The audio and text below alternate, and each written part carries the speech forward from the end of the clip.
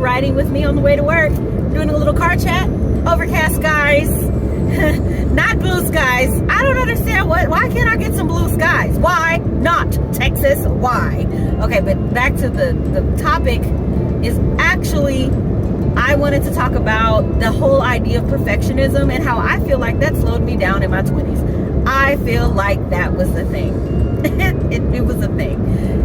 So I have a few points that deal with why perfectionism actually does slow you down. I'm not saying that you should not have high standards, because I absolutely have high standards in almost everything that I do, to the point that in my 20s, when I was giving 60%, it looked like I was giving 150. Really, I'm not even joking. I'm not really bragging about it, because at this moment, maybe that 60% felt like 60% to me at the time, because what I thought I should have been giving, I couldn't. I was like, well, I'm just going to have to let that 40% gap be there. But I might have actually been operating at 100% at everything, because I like things to be perfect. And I know it's not going to.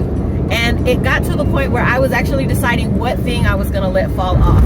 So there's three things that perfectionism did that was not helpful. So one, as an artist and as a teacher and as an entrepreneur, we always want things to be perfect before we present them. For example, I always wanted my lessons to look perfect before I sent them off, meaning I had time to go look at typos, I had time to insert, pictures or things that would be engaging to the students, to the point where I said, you know what, it's not going to be perfect. I'm going to mess up on purpose, or I'm just going to let typos be my thing. So, it was like calculated failure. Like, I was purposely letting typos slide. And I just was like, and what it did was it made it seem like everything was done quickly and haphazardly, and nobody thought that I planned anything out because of the typos. But the problem was, I made those PowerPoints and those presentations months in advance, if not weeks. It's very rare that I made things the day that I needed them. So that goes to number two. So the one, like, pick what I'm going to mess up on and then mess up on purpose, so everything else would go perfectly. That's just not how things work. But two, the other thing is, because I decided to mess up on purpose, I feel like it hurt me in my artistry, because you can't decide what you're going to mess up on purpose. You have to be pretty close to good, to perfect, in this industry, especially in the classical music industry. Being a soprano, because there are too many goddamn sopranos, you have to be the best. Like, there's no way around that. And so for me, I said, I'm only going to pick songs in languages that I understand well enough to do. And so I actually... it ended up being the opposite, that it sounded good in my voice. I would not sing in English because I always combine words. I'm thinking of the next word and I combine them. And I felt like in Italian and German and French, I could insert something that sound German-like, and as long as that was the only mistake, it would be fine. And if I forgot a word, at least I know a little bit of words in German or French or Italian that I could just kind of insert something. Worst comes to worst, I would jump with something in Spanish, like I'm singing about love and I'm like, amor, and I'm supposed to say amor, and I was like, amor.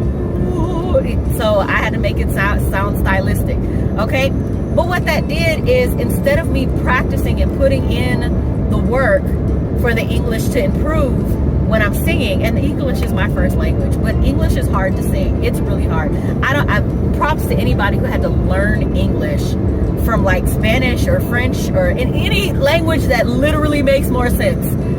Props to you, because English is freaking hard. It's annoying. At least the French are like, you're only going to pronounce half the word under these circumstances. In English, we're like, oh yeah, ghost, thought, thorough, read. Those were four. I spelled 4 different ways. Read, red. Those, So anyway, instead of putting in the practice, I just avoided things that I knew I couldn't be perfect at.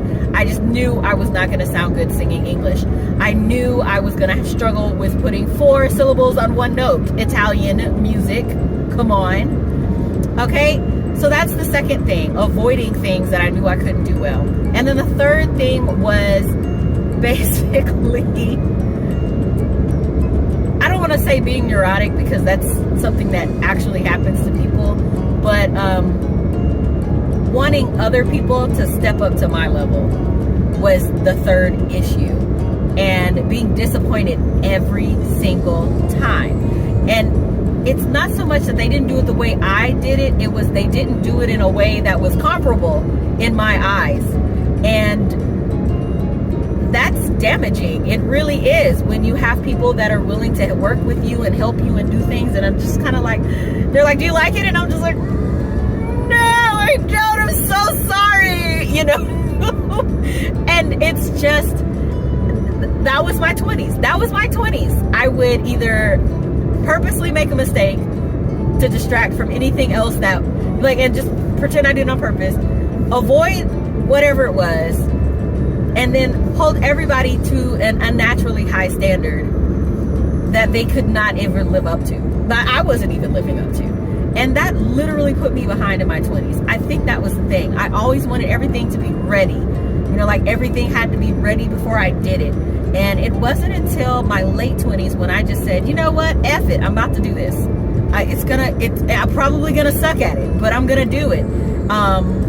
And there's, you know, that song, and sucking at something is the first step, then being sort of good at something. That song is literally something I wish I'd heard at the age of 22. That would have helped. And I mean, even to this day, so I do speak Spanish fluently, and I don't like to tell people that. I really don't. I understand it, I speak it, I can read it, I can write it. I don't like telling people that, because I'm definitely gonna make a mistake. And I'm gonna make a mistake. And the reason I'm just like, I'm gonna mess up, and I feel like they're gonna judge me for that mistake. But I suck at freaking speaking English sometimes. Like, did you hear me try to sing the song and I was like, I know English and I can't do it. So, I mean, I'm not gonna be able to speak my second language better than I can speak my first. I mean, technically you could get to that point, but like reasonably speaking, no. But I'm saying these things because perfectionism held me back so much that I have to relearn how to react to things.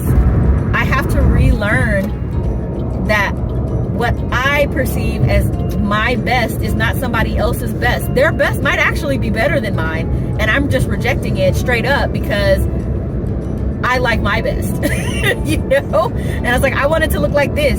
And really, I was just saying I wanted to look like I made it. You know, I wanted to look like I did it. But everybody has their own style. And so that was the first thing that I overcame. Well, first thing I kept working on overcoming, okay? The second thing with avoiding things, I try not to avoid things. When I see something and they're like, oh, it's in English, and I'm just like, oh, okay, let's do it. Yay! I practice that whole fake it till you make it thing, just so I don't start saying things negatively. And I know for some people that comes off as sarcastic, but for me, it's not meant sarcastically. It's more meant like to hype myself up. And then the first one where I purposely make mistakes to just let it go. Well, with teaching, I actually started making the PowerPoints over and over again in class so the kids could see the stuff happening. Like they weren't doing well with the words already being up there. I think they did better with seeing how it was created, because they're kind of like, they're tactile learners. What is it? Kinetic learners or something like that. I lost the term in my head. But they're like that. And so seeing it appear, seeing it being created actually helped them. And it also helped me because I was doing less typos. And then I relied on them and I said, hey, since we're making this, you know, help me with the typos. I'm going to mess up. You know, I'm human. I hate saying I'm human. I usually say I'm an alien. Beep, boop, beep. That's like that's my thing. But then the other thing is in like working on things, for example, piano. I used to play the piano very well, and I hated practicing. And the reason I hated practicing was not because I didn't want to set the time aside. It's that I was not going to learn the piece as fast as I wanted to. I have to actually put in the time, make the mistakes, go painstakingly slow to get it straight. And I hate that. I just want the piece to flow from my fingers onto the piano keys and create magic. But that's not how it works.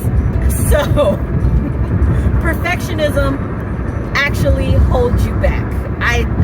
It definitely did it for me, and I don't know too many people that excel unless they just do one thing, and they only do that one thing forever and ever. Amen. Okay.